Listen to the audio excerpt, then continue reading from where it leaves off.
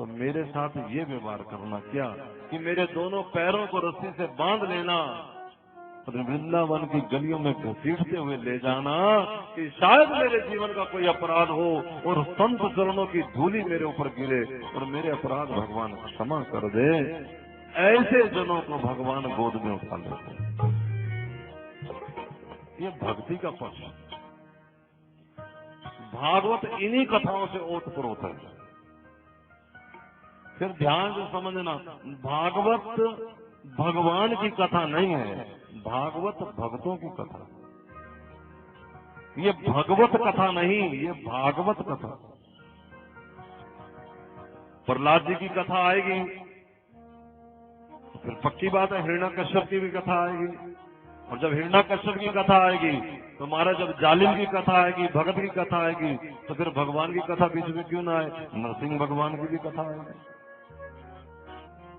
समझना मेरी बात। आप टीवी में दो प्रकार के सीरियल देखेंगे, राम जी का सीरियल देखोगे, राम कथा देखोगे, रामायण देखोगे, तो भी हनुमान जी बीच में आएंगे। लेकिन केवल हनुमान जी के चरित्रों का जब वो मनन करेंगे, लीला का करेंगे, तो बीच में राम जी आएंगे ही आएंगे। राम जी के बिना हनुमान जी की कथा अधूरी। लेकिन मुख्य रूप से इसको हटाते भैया तो हवा से गिरता, पीछे लगाते।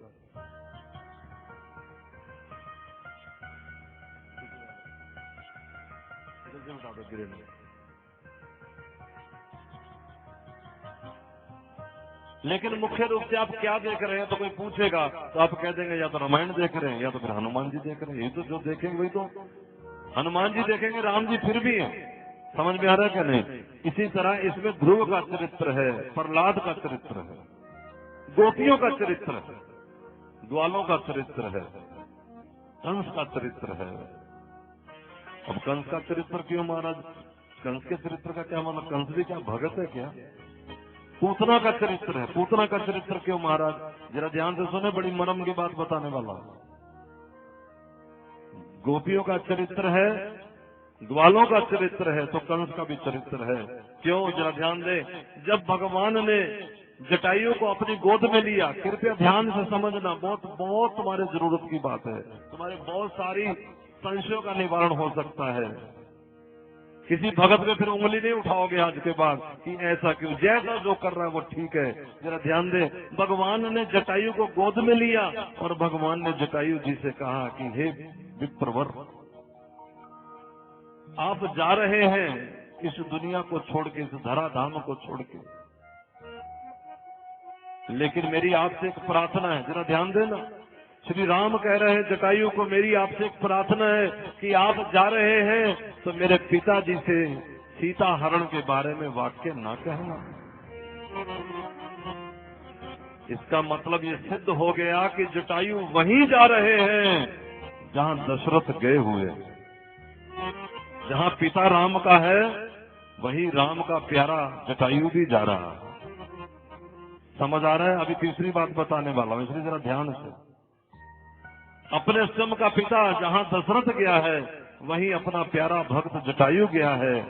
और भगवान आगे बोले, क्यों ना बताना? वो इसलिए कि यदि मैं रघुवीर हूं, यदि मैं रघुकुल का हूं, तो कुछ ही समय के बाद रावण अपने नाती पोतों के साथ आकर के मेरे पिता को सारा वृतांत बताएगा।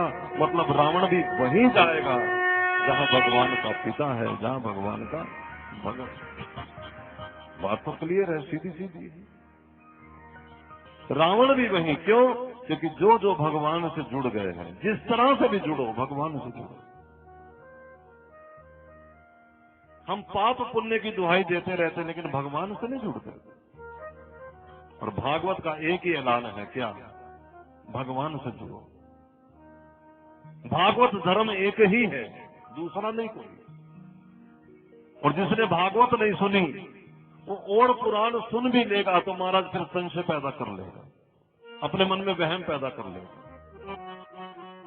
क्योंकि जिसे भागवत धर्म की समझ नहीं है